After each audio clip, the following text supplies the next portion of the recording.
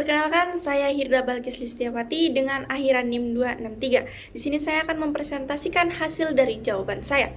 Indonesia secara konstitusional mengakui adanya satuan-satuan pemerintahan daerah yang bersifat khusus atau istimewa. Hal ini secara eksplisit diatur dalam pasal 18B ayat 1 Undang-Undang Dasar Negara Republik Indonesia tahun 1945 yang menyatakan bahwa negara mengakui dan menghormati satuan-satuan pemerintahan daerah yang bersifat khusus atau bersifat istimewa yang diatur dengan undang-undang. Yang pertama, ada konsep desentralisasi asimetris yang dimana desentralisasi asimetris ini merupakan suatu pelimpahan kewenangan dari pemerintah pusat kepada daerah yang tidak seragam atau non-uniform, di mana daerah tertentu ini memperoleh suatu kewenangan, hak atau perlakuan yang berbeda daripada daerah lain pada umumnya. Yang kedua, menurut ahli yaitu Benyamin Hussein, yaitu desentralisasi asimetris ini lahir dari suatu pengakuan terhadap keunikan historis, politik, sosial budaya, atau kondisi geografis suatu daerah yang memerlukan pengaturan khusus dalam praktik ketatanegaraan.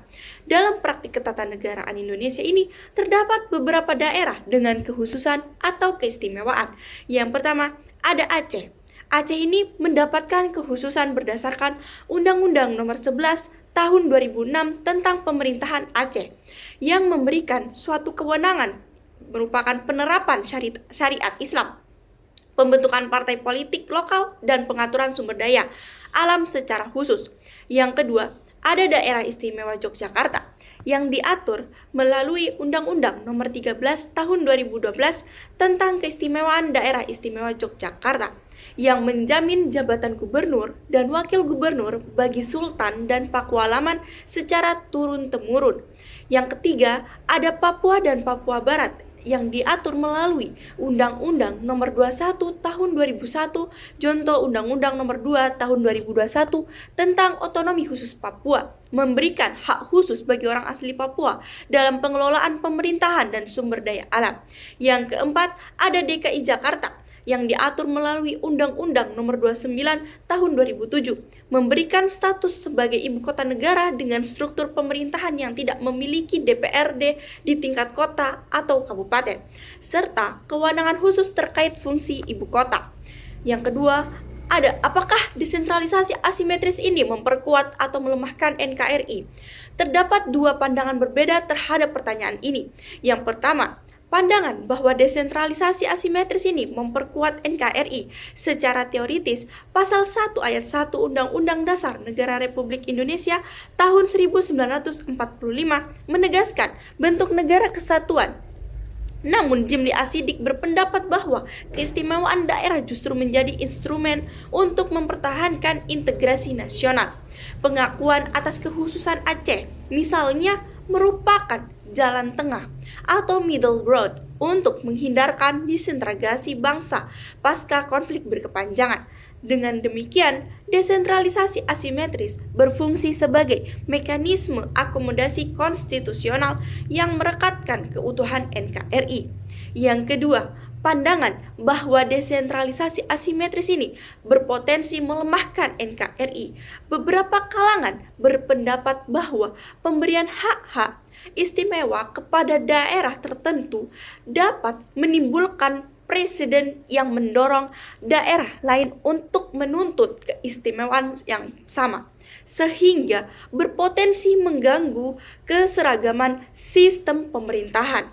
Selain itu, jika tidak dikelola dengan baik, keistimewaan daerah ini dapat memicu sentimen kedaerahan yang berlebihan dan mengancam persatuan nasional.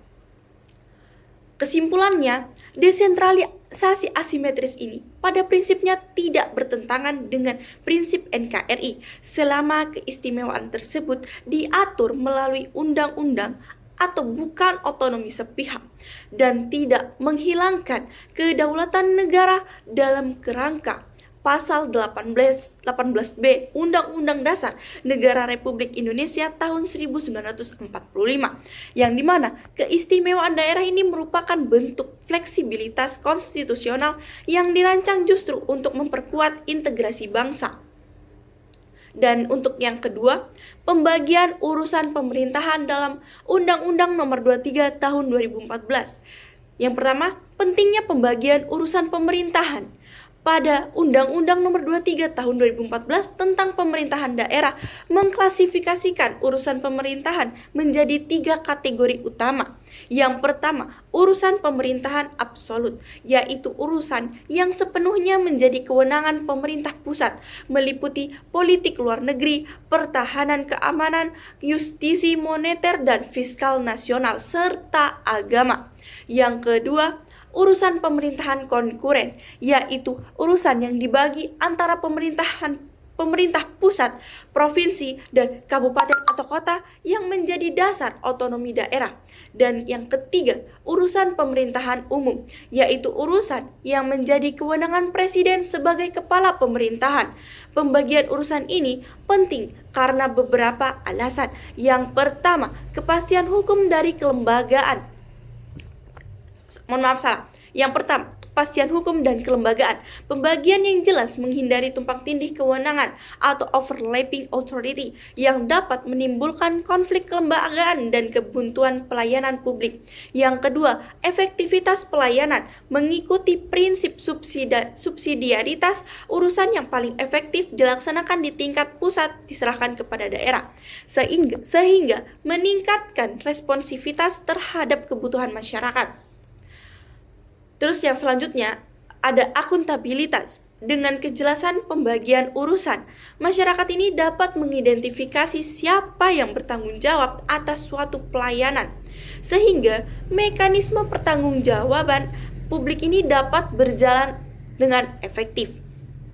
Yang keempat, efisiensi anggaran, yaitu pembagian urusan menentukan sumber pendanaan, yaitu ada APBN atau APBD, sehingga mencegah pemborosan dan duplikasi program. Dan untuk yang selanjutnya ada itu akibat hukum apabila pemerintahan daerah menjalankan urusan di luar kewenangannya. Apabila pemerintah daerah melaksanakan urusan yang bukan merupakan urusan dari kewenangannya sendiri, terdapat sejumlah akibat hukum yang dapat timbul. Yang pertama, yaitu pembatalan produk hukum daerah. Berdasarkan pasal 250 Undang-Undang Nomor 23 Tahun 2014, perda atau produk hukum daerah yang bertentangan dengan ketentuan peraturan perundang-undangan yang lebih tinggi, itu ada kepentingan umum dan atau kesusilaan, dapat dibatalkan oleh menteri, itu untuk perda provinsi, atau gubernur untuk perda kabupaten atau kota. Yang kedua, sanksi administratif, yang dimana kepala daerah ini dapat dikenakan sanksi administratif berdasarkan pasal 68 Undang-Undang Nomor 23 Tahun 2014 berupa teguran tertulis hingga pemberhentian sementara dan pemberhentian tetap. Yang ketiga, tanggung gugat perdata negara, yaitu tindakan pemerintah daerah yang melampaui kewenangan atau ultra vires dapat menjadi dasar gugatan perdata maupun gugatan ke Pengadilan Tata Usaha Negara atau PT-UN oleh pihak yang dirugikan. Yang keempat, ada sanksi pidana apabila tindakan melampaui kewenangan mengandung unsur penyalahgunaan wewenang, yang dimana merugikan keuangan negara.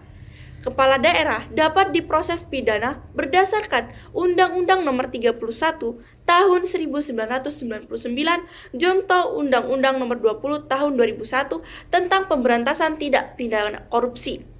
Untuk soal yang ketiga, yaitu struktur pemerintahan daerah dalam sistem pemerintahan Indonesia, yaitu ada pemerintahan daerah di Indonesia diselenggarakan berdasarkan pasal 18 Undang-Undang Dasar Negara Republik Indonesia tahun 1945 dan diatur lebih lanjut dalam Undang-Undang Nomor 23 tahun 2014, yaitu struktur pemerintahan daerah meliputi yang pertama, tingkat pemerintahan daerah berdasarkan Undang-Undang Nomor 23 tahun 2014, yaitu struktur pemerintahan daerah terdiri atas pemerintahan daerah provinsi yang terdiri dari pemerintahan daerah provinsi itu dikepalai oleh gubernur dan perangkat daerahnya, serta Dewan Perwakilan Rakyat Daerah atau DPRD provinsi. Yang kedua, pemerintahan daerah kabupaten yang terdiri dari pemerintah daerah kabupaten yang dikepalai oleh bupati dan perangkat daerah, serta DPRD kabupaten. 3. Pemerintahan daerah kota yang terdiri dari pemerintahan daerah kota yang diwakili oleh wali kota dan perangkat daerah, serta DPRD kota. Yang kedua, unsur penyelenggaraan pemerintahan daerah. Yang pertama ada kepala daerah yaitu gubernur, itu pada tingkat provinsi, bupati pada tingkat kabupaten, dan wali kota pada tingkat kota. Kepala daerah ini dipilih melalui pemilihan kepala daerah atau pilkada berdasarkan Undang-Undang Nomor 10 Tahun 2016, yaitu kepala daerah ini bertugas memimpin pelaksanaan urusan pemerintahan yang menjadi kewenangan daerah, memimpin perangkat daerah, dan mengordinasikan penyelenggaraan pemerintahan daerah. Yang kedua ada wakil kepala daerah. Wakil kepala daerah ini terdiri dari wakil gubernur, wakil bupati, dan wakil wali kota yang bertugas membantu si kepala daerah ini dalam penyelenggaraan pemerintahan daerah. Yang ketiga ada DPRD. DPRD ini merupakan lembaga perwakilan rakyat daerah yang berkedudukan sebagai unsur penyelenggara pemerintahan daerah. DPRD ini memiliki 3 fungsi utama, yaitu pembentukan peraturan daerah, penganggaran atau APBD, dan pengawasan. Yang keempat ada perangkat daerah, terdiri dari sekretariat daerah, sekretariat DPRD, dinas daerah, inspektorat daerah, badan daerah, dan kecamatan. Yang ketiga, asas penyelenggaraan pemerintahan daerah. Ada beberapa, yaitu pemerintahan daerah ini diselenggarakan berdasarkan asas otonomi, tugas pembantuan atau medubewin, dan dekonsentrasi. Asas otonomi memberikan kebebasan kepada daerah untuk mengatur dan mengurus sendiri urusan pemerintahannya berdasarkan prakarsa, aspirasi, dan kepentingan masyarakat. Tugas pembantuan adalah penugasan dari pemerintah pusat kepada pemerintah daerah untuk melaksanakan sebagian urusan pemerintahannya yang menjadi kewenangan pemerintah pusat. Dan selanjutnya ada dekonsentrasi. Dekonsentrasi ini merupakan pelimpahan sebagian urusan pemerintahan dari pemerintahan pusat kepada gubernur sebagai wakil pemerintah pusat. Yang selanjutnya terakhir, hubungan antara pemerintah pusat dan pemerintah daerah. Berdasarkan pasal 374 Undang-Undang Nomor 23 Tahun 2014, yaitu pemerintah pusat ini melakukan pembinaan dan pengawasan terhadap penyelenggaraan pemerintahan daerah. Gubernur selaku wakil pemerintah pusat di daerah dalam pasal 91 melakukan koordinasi pembinaan dan pengawasan terhadap penyelenggaraan pemerintahan kabupaten atau kota di wilayahnya. Yang selanjutnya ini adalah soal nomor 4, yaitu produk hukum daerah sebagai instrumen hukum yang efektif. Ada beberapa, yaitu yang pertama, jenis-jenis produk hukum daerah. Berdasarkan Undang-Undang Nomor 12 Tahun 2011 tentang pembentukan peraturan perundang-undangan, Jongto Undang-Undang Nomor 15 Tahun 2019 dan Undang-Undang Nomor 23 Tahun 2014. Produk hukum daerah ini terdiri dari 1. Peraturan daerah provinsi, 2. Peraturan daerah kabupaten atau kota, 3. Peraturan kepala daerah yang berupa peraturan gubernur atau peraturan bupati atau wali kota, dan yang keempat peraturan DPRD. Selanjutnya ada syarat agar produk hukum daerah menjadi instrumen hukum yang efektif. Yang pertama, tidak bertentangan dengan peraturan perundang-undangan yang lebih tinggi. Dan itu didasarkan pada pasal 7 Undang-Undang Nomor 12 Tahun 2011 yang mengatur hierarki peraturan perundang-undangan, menempatkan peraturan daerah ini di bawah Undang-Undang Dasar Negara Republik Indonesia 1945, TAP MPR, Undang-Undang atau Perpu, PP, Perpres, dan Peraturan Menteri. Perda tidak boleh bertentangan dengan semua peraturan di atasnya. Mekanisme pengawasan dilakukan melalui judicial review di Mahkamah Agung untuk peraturan daerah yang bertentangan dengan undang-undang, serta executive review oleh menteri atau gubernur. Yang kedua, dibentuk melalui proses yang partisipatif dan transparan. Pasal 96 Undang-Undang Nomor 12 Tahun 2011 mewajibkan masyarakat berhak memberikan masukan secara lisan dan atau tertulis dalam pembentukan peraturan perundang-undangan.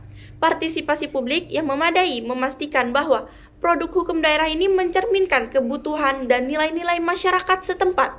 Yang ketiga, memenuhi asas-asas pembentukan peraturan perundang-undangan yang baik.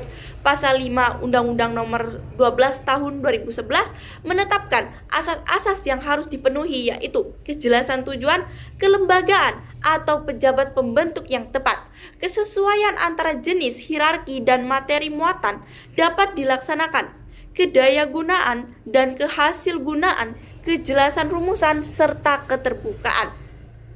Yang keempat, memiliki materi muatan yang sesuai. Berdasarkan pasal 14 Undang-Undang Nomor 12 Tahun 2011 menetapkan bahwa materi muatan peraturan daerah ini adalah seluruh materi muatan dalam rangka penyelenggaraan otonomi daerah, tugas pembantuan, dan penjabaran lebih lanjut peraturan perundang-undangan. Peraturan perundang-undangan yang lebih tinggi. Peraturan daerah ini tidak boleh mengatur hal-hal yang merupakan kewenangan pemerintah pusat dalam urusan absolut. Yang kelima, didukung penegakan hukum yang efektif, di mana produk hukum daerah ini yang tidak ditegakkan secara konsisten akan kehilangan daya berlakunya. Oleh karena itu, diperlukan aparatur penegak hukum yang kompeten, termasuk Satuan Polisi Pamong Praja atau Satpol PP, sebagaimana diatur dalam pasal 255 Undang-Undang Nomor 23 Tahun 2014. Yang keenam, dilakukan evaluasi dan monitoring berkala berdasarkan Undang-Undang Nomor 23 Tahun 2014, yaitu pemerintah pusat dan gubernur ini memiliki kewenangan untuk melakukan evaluasi terhadap peraturan daerah.